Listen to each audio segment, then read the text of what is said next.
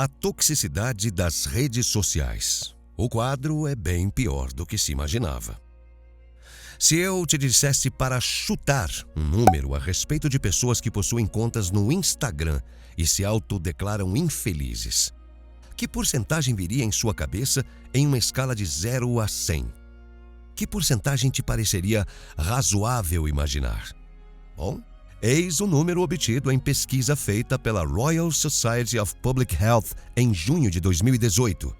63%. Imediatamente duas ilações podem ser feitas a respeito de tal número. A. Ele é assustador. B. Tendo em vista que dificilmente as pessoas costumam dizer a verdade ou se sentem confortáveis em expressar sentimentos negativos, tal porcentagem deve ser muito maior. Mas muito maior mesmo. É plausível acreditar que a ação do tempo nesses anos que se passaram os devem ter catapultado para a casa dos 90%? Estamos em 2024. Qual será o real tamanho do estrago? Uma outra e imediata questão é se perguntar se é o Instagram que deixa as pessoas infelizes ou pessoas infelizes é que costumam ter contas no Instagram. É apenas um palpite, mas diria que a primeira possibilidade me parece mais razoável. E vou além. Me parece razoável imaginar que, pela expressividade do número, houve intenção nessa direção na construção desse algoritmo. Sim. Houve direcionamento a vício via dopamina, estímulo à competitividade, a aumento de ansiedade e de depressão. Ou seja, houve intenção de se criar a adicção. A situação das redes sociais fica pior quando descobrimos que contas com zero conteúdo possuem milhões e milhões de seguidores. Normalmente contas de adolescentes para adolescentes, onde absolutamente nada é proposto além de movimentos repetitivos ou tolices que fariam vergonha em qualquer pessoa com capacidade cognitiva normal. A pergunta que fica é: por quê? O que está acontecendo? Por que tanto engajamento em uma conta onde uma pessoa simplesmente descasca uma banana e, aqui deixo claro, sem nenhuma intenção sexual? Como uma conta com esse conteúdo, uma menina e bananas, gera 16 milhões de seguidores? A psicologia já sabe que a necessidade de validação e sinalização de virtude cria apenas ansiedade. Então, vamos traduzir. Se um produtor de conteúdo cria um post e consegue 1000 likes e seu próximo post gera apenas 500, ele falhou. Como você acha que isso afeta a cabeça de um jovem, por exemplo? Note que a competição não é apenas com outro produtor de conteúdo ou com o mercado, mas sim consigo mesmo. Ele precisa exceder a si mesmo. O resultado é, evidentemente, ansiedade de performance. Mas continuemos a deslindar a tragédia. 41% dos calouros recentes em faculdades que estão em redes sociais reportaram extrema ansiedade contra os 18% obtidos também por calouros na década de 80. Redes sociais são o único componente variável nessa mesma situação entre as duas datas. Nós já sabemos por estudos psicológicos variados que quanto maior a exposição a screen time, tempo de tela, maior a criação de ansiedade, depressão e taxas de suicídio. Então, vamos a mais alguns números. Desde 2007, houve um aumento de 20% no nível de ansiedade entre os jovens. 17% desses jovens desenvolveram ansiedade severa, ou seja, com algum risco de vida, comparados com 3% que tiveram o mesmo sintoma há apenas 10 anos. Sabemos também que screen time diminui níveis de felicidade, satisfação de vida e diminui a autoestima, ao passo que aumenta a ansiedade e depressão. Nos últimos 30 anos, a ansiedade de jovens entre 15 a 25 anos cresceu 70%. É um número assombroso, senhores. Os números também mostram que o número de suicídios entre adolescentes, desde 2010, subiu mais de 32%. É a primeira vez na história que a maior causa de mortes de jovens de 24 anos é oriunda de suicídio e não de doenças ou acidentes. Isso, meus amigos, está intimamente ligado às mídias sociais. Redes sociais não são fontes exatamente de vício, mas de condicionamento.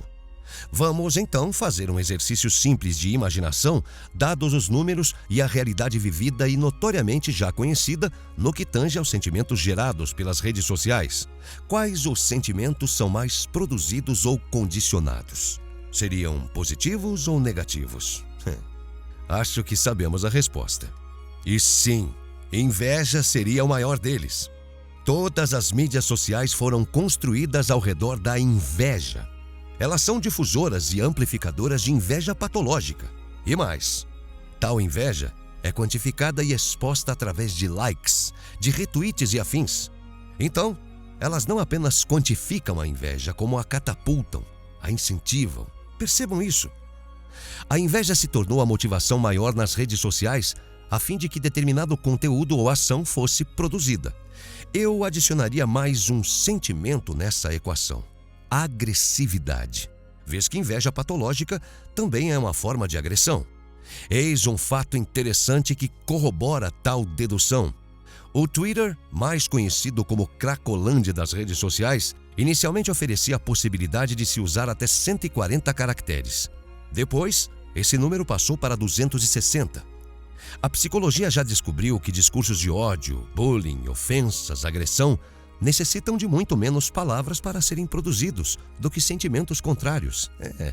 Menos caracteres basicamente encorajam mais agressividade em massa, mais humor depreciativo, mais o que costumamos chamar de brutal honesty.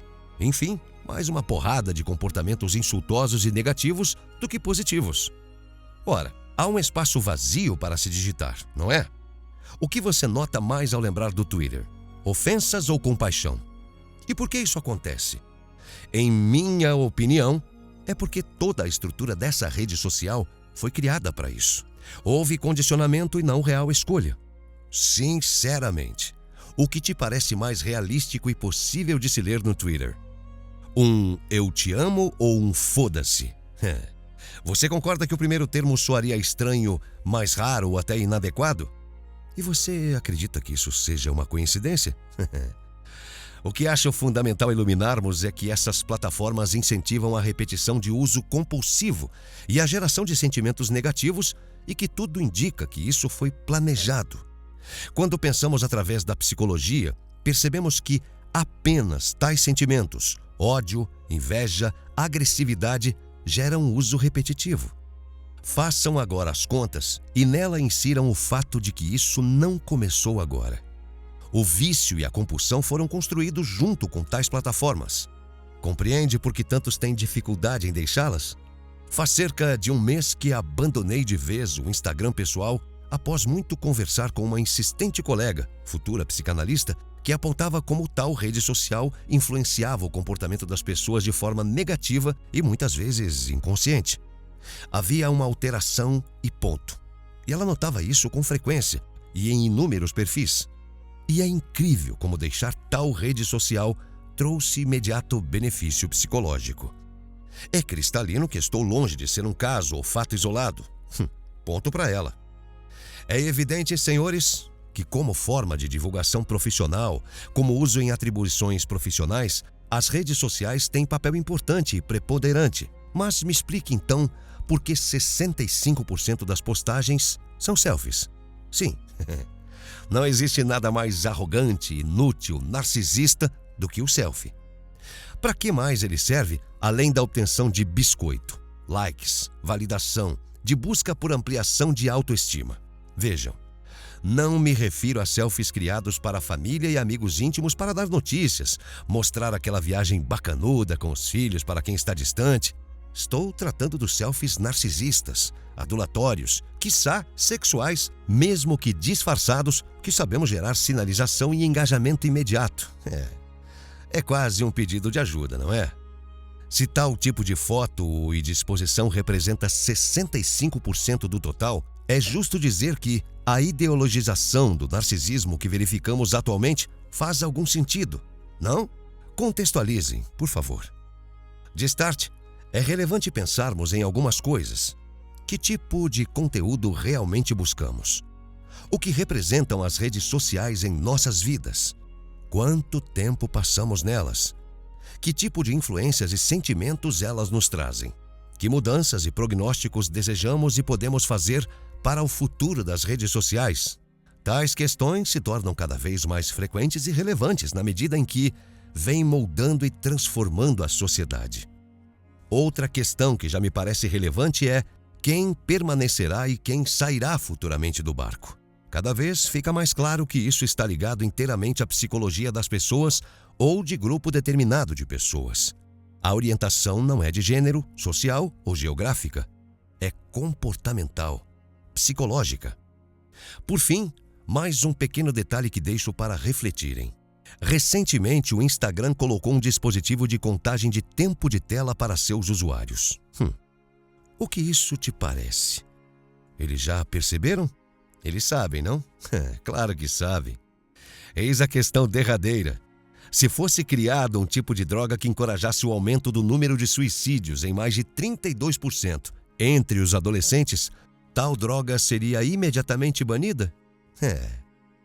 Pois é. Texto de H.P. Charles.